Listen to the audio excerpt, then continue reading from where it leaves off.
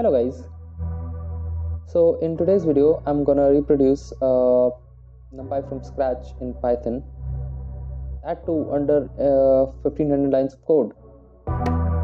So this project is a part of Axon library, which is basically a library that could create and manipulate tensors, and it has its own autograph function, which is basically PyTorch, but I wanted to start from something basic, so I created this NumPy version first. So this is it, and if you want to use it, I have already uploaded it on pyp.com. You can just go and download it and use it yourself. I have included some examples as well for creating and training an MLP or RNN. Okay, you can do it, or you can just use it if you want. And also I have included a well-written documentation from ChatGPT. Okay, I didn't write the documentation, I got it from ChatGPT. Okay, you can see there are a lot of functions that I have implemented in this, not each and every, but yeah, and it is fairly slower than the actual NumPy, because this is written purely in Python. It does not have any C or C++ components, unlike the NumPy version, so it's pretty slow.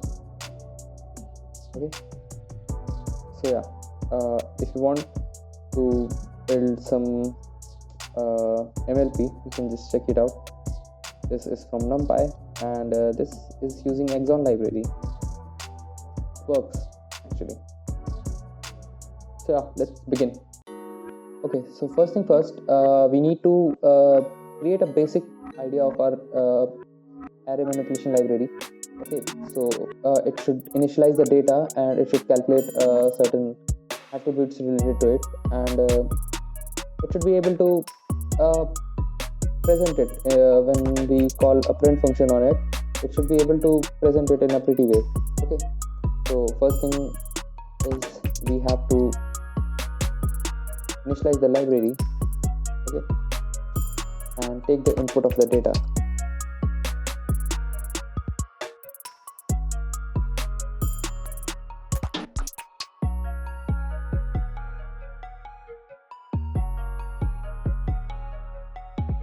So what this code does, so first thing first, we need to take an input of the data. So data could be a list, or it could be a bunch of integers or float values, which would be converted into a list by this logic parse.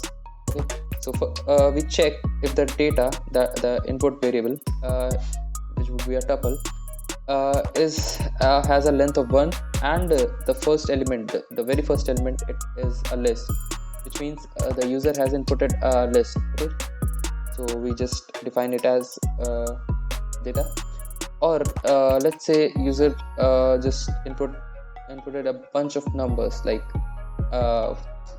this, a is equal to array, and they put it like this.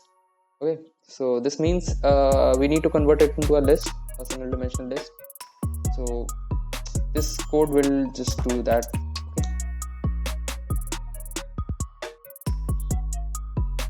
And now we need to calculate the shape and the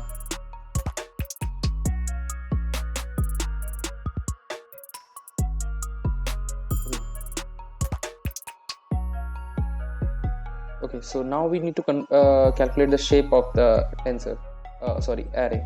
Okay, so for that I'm creating a function that would take the list as an input, and it would return the shape of the whatever the data was in a formal list.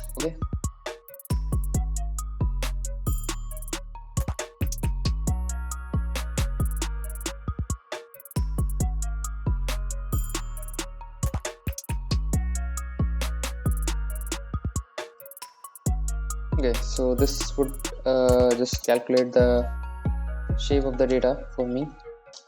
Let me just check it very quickly. Okay,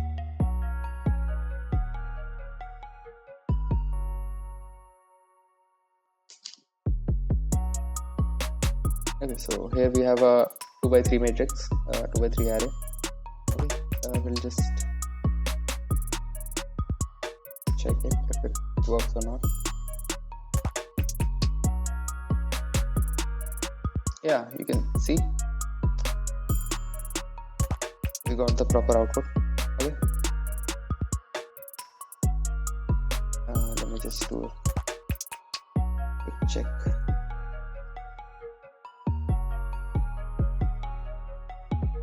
Okay, now we see 4, 2, 3, which is basically the tensor size.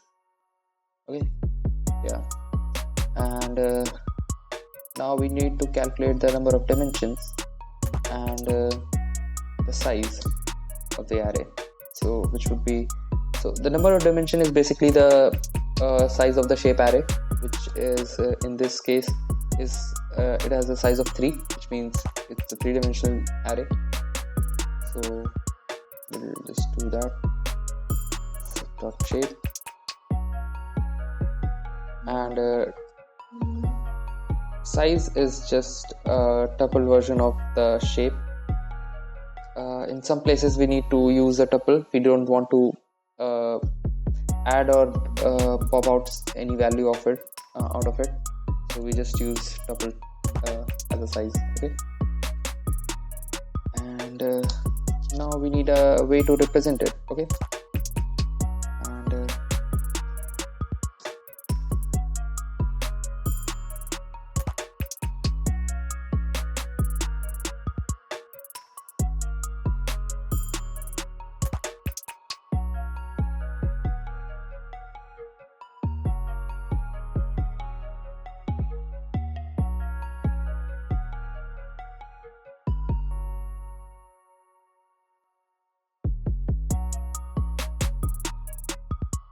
so now you can see it.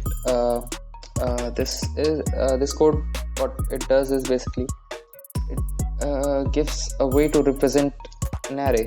Okay, so let me show you difference between in what I'm trying to do is,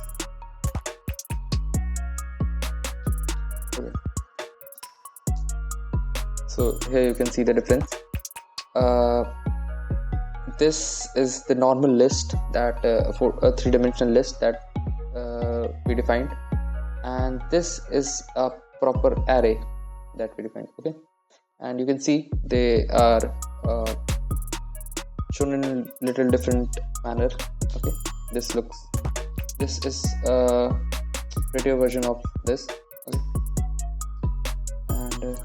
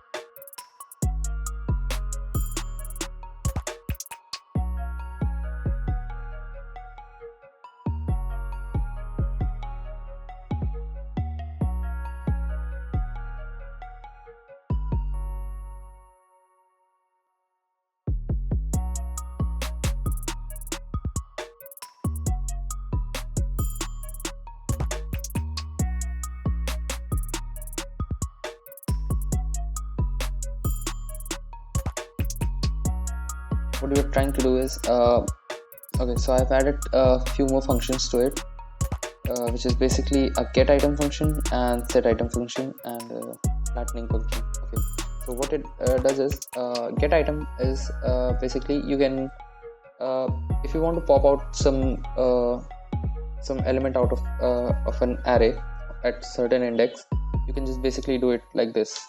Okay, I'll tell you 1, 1, 3, sorry 2, and it would just pop out that value on that index. Okay, and if you want to change the value, which is handled by the set item function, which takes two inputs. First is the index in the form of tuple, and the other is the values. Okay, then there is a toList function, which basically just returns the original data without array initialization. And then there is a flatten function, which basically converts n-dimensional array into a single dimensional array. Okay, you can see. Okay, so there is some printing problem which I would fix in the future, but for now it's pretty much it. And I think I need to add one more thing that is pretty important. That is a transpose function, which would basically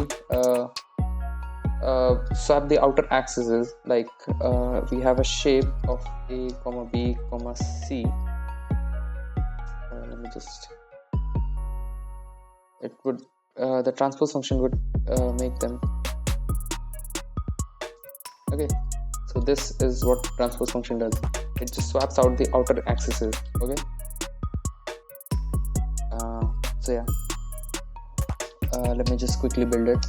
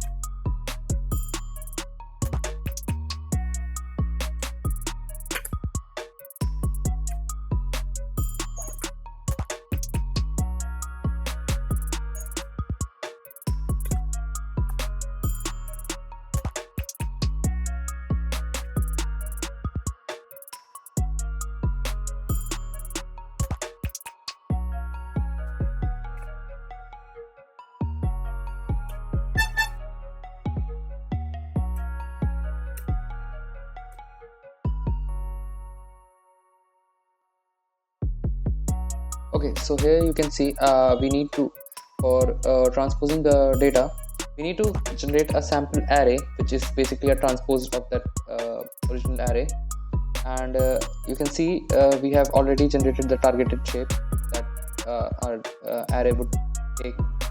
So for that I have to generate a sample placeholder array, and to generate that I have to create a zero function, which is basically it would input a shape and it would return an array containing zeros as a value of that simple shape. Okay.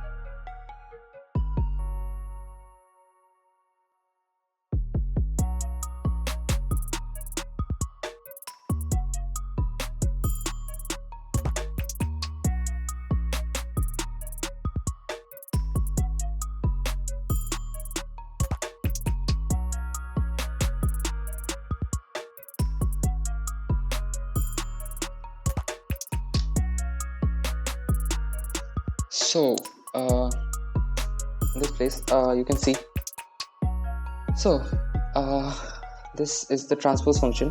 What it basically does is it takes an input of an n-dimensional array and it just swaps the outer accesses, and it does so by using creating a target shape first, okay, which is basically the last the extreme ends of the shape swap, and it generates a sample array, a placeholder array, and then it passes it through this function, that is fill function. And what it basically does is it checks if the it unpacks each and every element one by one, and it then replaces the new tensor that the placeholder tensor that we have created, placeholder array that we have created, and it replaces each zero with the value at the certain index that we want. Okay, and one more thing that we need to handle is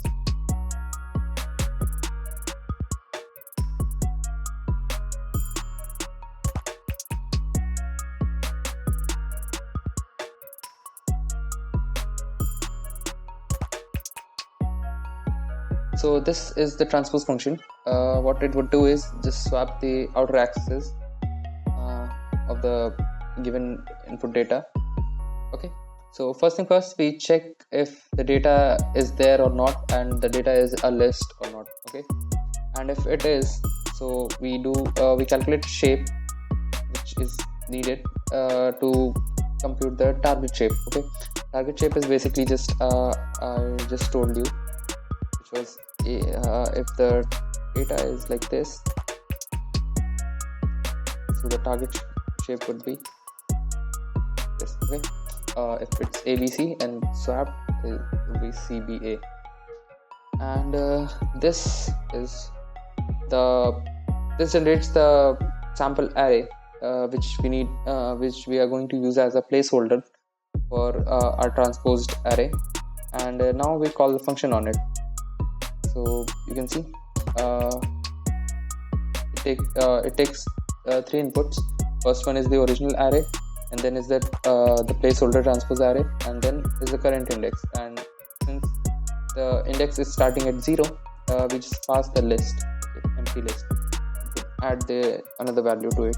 Okay, so now we just generate some sample array, and we start unpacking each element out of the original array, and we start plugging the values in the 0 array, which is basically the placeholder for it.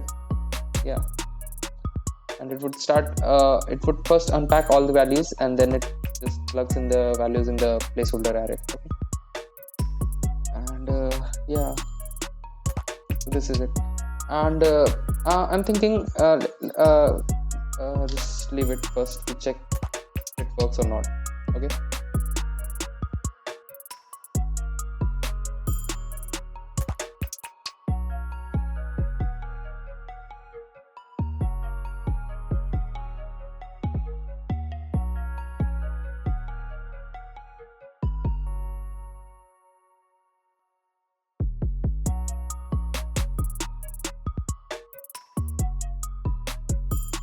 okay, so we just have to remove this part, and this should work. Yeah, so you can see what we have done is basically swap the outer accesses. You can see 4 to 3 becomes 3 to 4. Okay, so yeah, this works. And now it's time to add the data type functionality, which means we can change the data type of each element contained in an array. Okay, so let's say we have all values in a 32-bit integer. We can convert it into a 32-bit float, or 64-bit float, or even an 8-bit integer format. Okay, so let's just add it, and for that we need a library that is called struct. It's not the struct similar to that we have in C. It's just basic. Okay.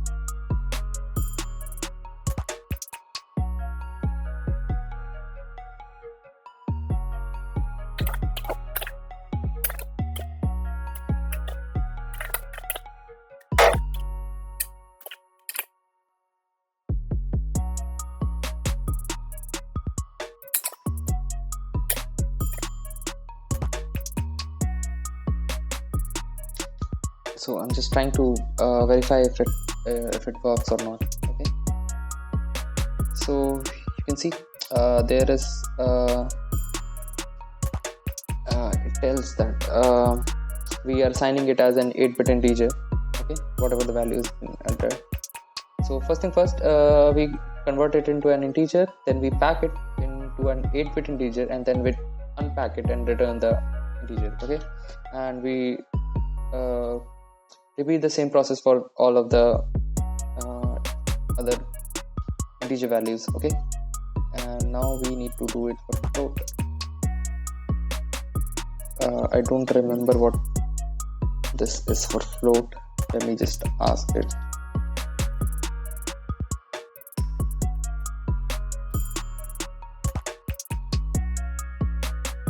Okay, so it's E, F, and D.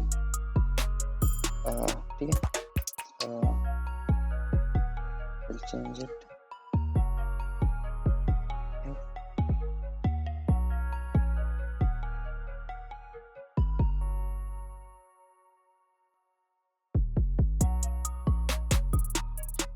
Yeah, it is here. And now I need to define some variables that would handle basically that they would handle the change of data types. I'll show you how.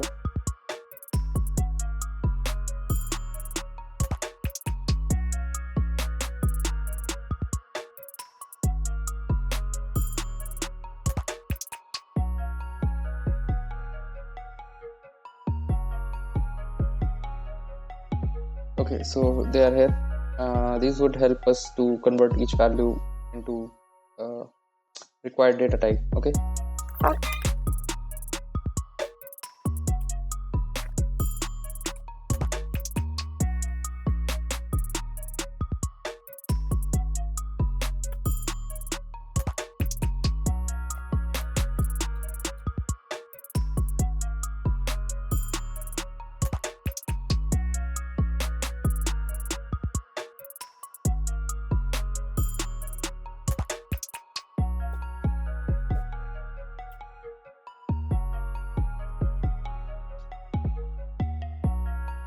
Okay, so there is one more function that would handle the conversion of each array's data into that certain kind of data type. Okay, so yeah,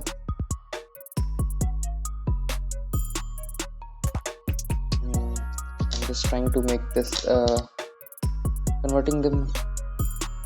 Okay, one thing that I forgot was basically it would return it as a list, so we need to pop out the first element out of it.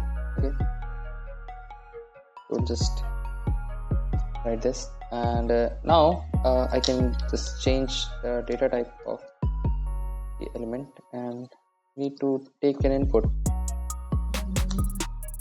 What kind of data type user wants to convert their data to, and the conversion, and pass on the data type.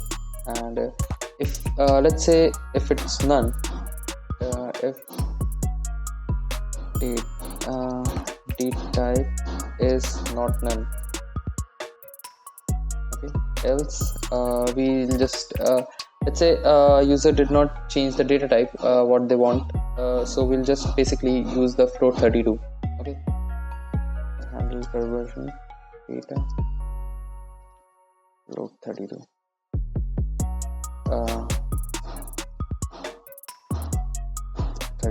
Okay, and now this adds one more new attribute to our class.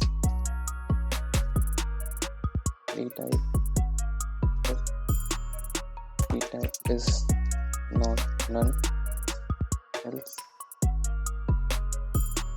32. Okay,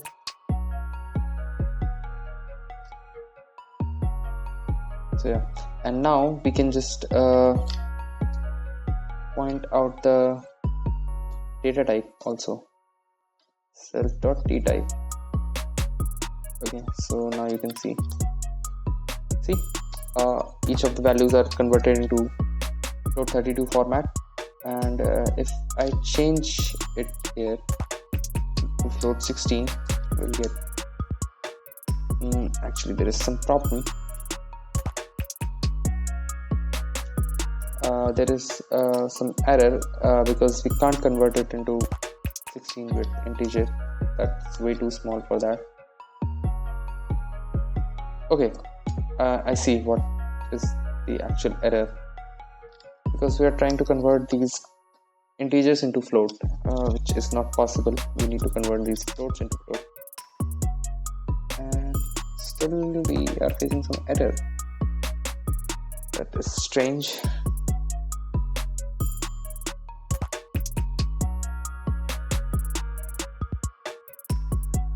Okay, I got it. What was the error actually? Yes, it was just a silly mistake, okay, from my side. Yeah, so you can see, and there is a little bit of issue. You can see it's being defined as float 16, but it then converts into float 32 after being transposed, which is because we are not changing that. We're not keeping the data type as the original data type. Okay, so now you will see, yeah, it still remains the same. And one more function that we need to add is convert any array into a different kind of data type. Let's say you have an array that has float 16 variable float 16 values, and you want to recast it as integer 16-bit integers. So there should be a function to do that. Okay, and this is the function.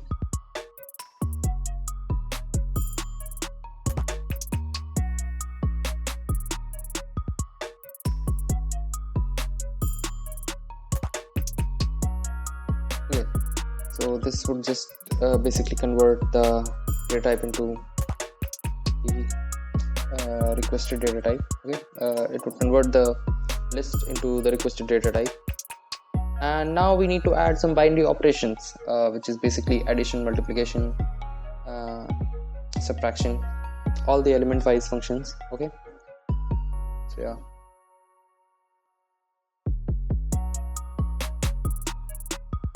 So each addition subtraction will take two array at a time. One would be self, that the array is, and then other would be other, basically.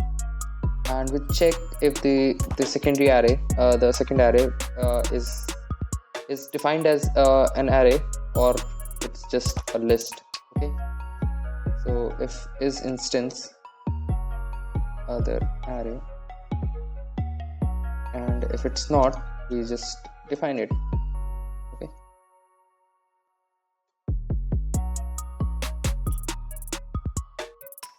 and we just keep the data type as the array d type. Okay, so yeah, and there is this function which would input two values, and it would return sum of those array. Okay, it would just keep unpacking the values until we get to the last integer and float values, and then we'll just sum it.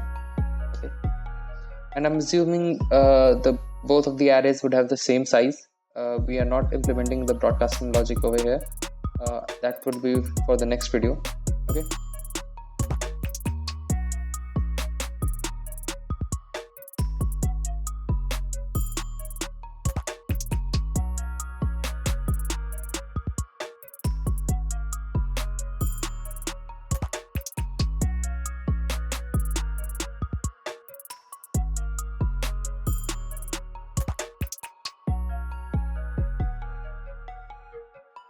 Okay, so what this function does is it basically unpacks the values from each of the array, and we're assuming both of the arrays have same size. We are not implementing the broadcasting logic right now. Okay, as I told you, it would be for the different video, and we just unpack the values until we get to the last integer and float values, and then we just sum it and return the value. Okay, and I'll do a similar thing for element wise multiplication and element wise subtraction. Okay,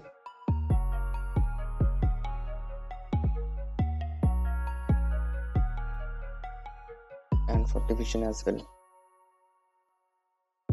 And now for the reverse of each of them.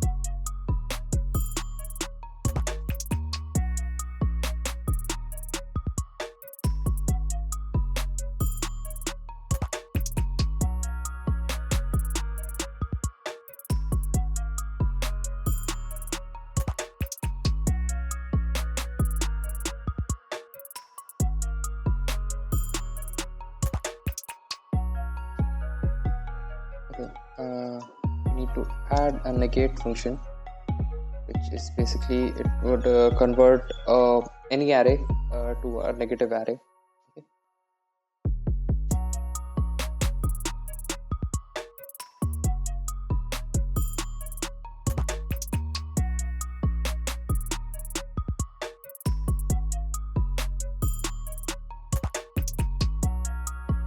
Okay, so first it unpacks and then it multiplies each value with a negative sign and then it returns it. Okay, so now we can check if these things work or not. Okay, those functions work as well.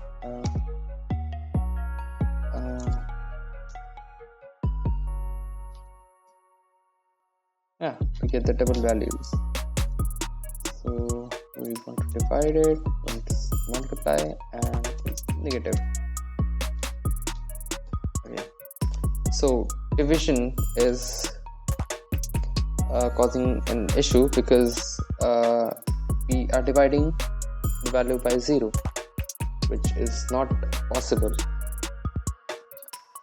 For that I need to change the logic, which means I need to introduce a small epsilon value, that if the value is negative, if the value is 0, then we divide it by epsilon.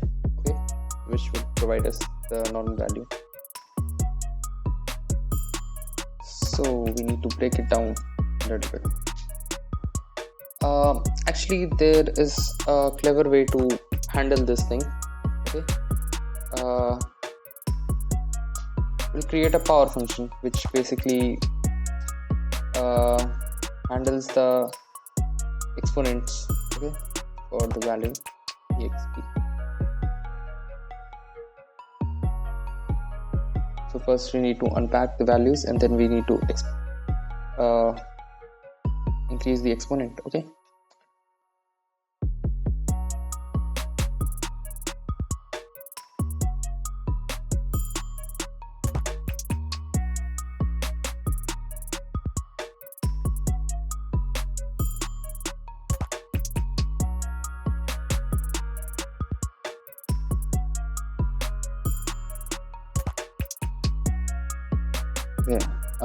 and we can basically handle the division part as this. Okay, and actually not like this.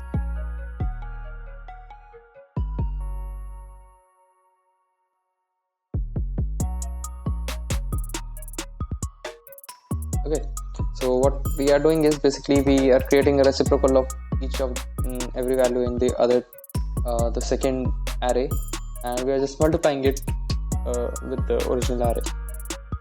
Okay, and for the subtraction function we can do the same, which is basically adding a negative value to the original thing. Okay, which is basically self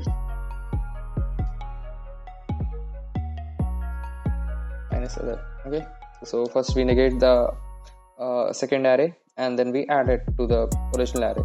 Okay, and for that I need to change it over here to it's good, there is no need to change it. Okay, Still I'm gonna see that same error. You can see actually, because division is not division by 0 is not possible. Okay, we are still getting that same error. Why is this none? I don't understand.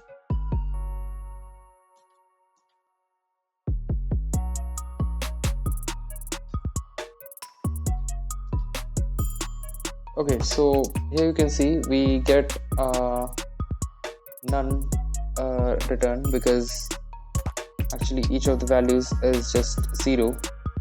Okay, we need to change that part. Actually, just leave it. There is no problem. Okay,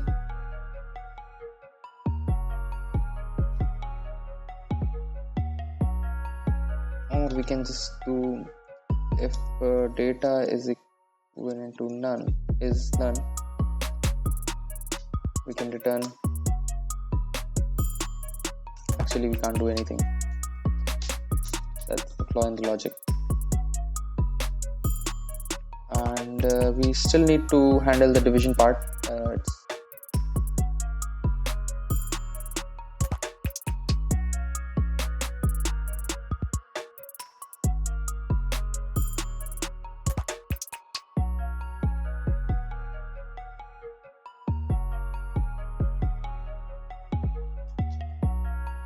Okay, so the error I'm getting is because the power function is not fully implemented, which is basically return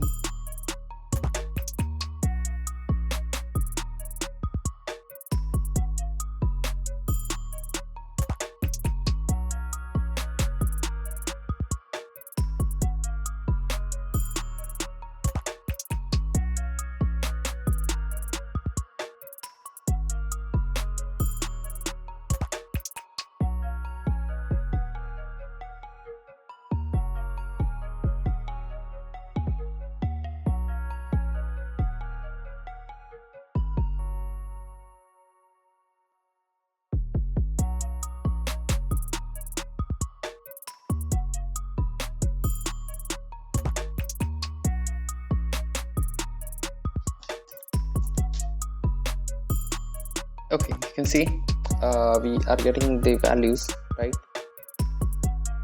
There is some problem in printing the outputs actually, and yeah.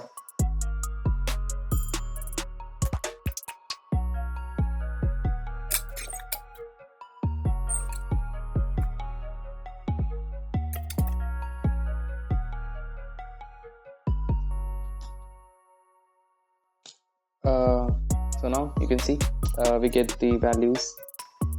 Basically all the values are there.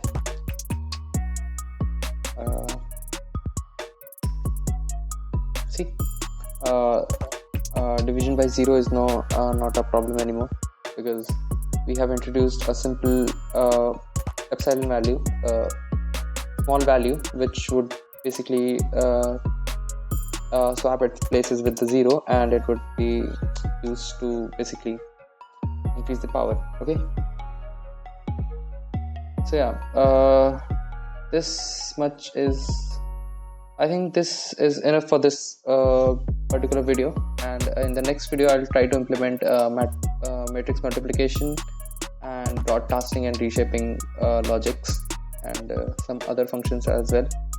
Okay. Oh, okay, so this was it. I think this was enough for this video, and in the next video I'll implement the broadcasting logic and matrix multiplication and reshaping and many more logics. Okay, and if you want to check out the whole code which I have actually written, you can check it out on GitHub. I'll put the link in the description. You can check out the repository, and if you like the video, please do give thumbs up, and comment down any feedback if you want to give, and subscribe to the channel for more videos. Okay, so yeah.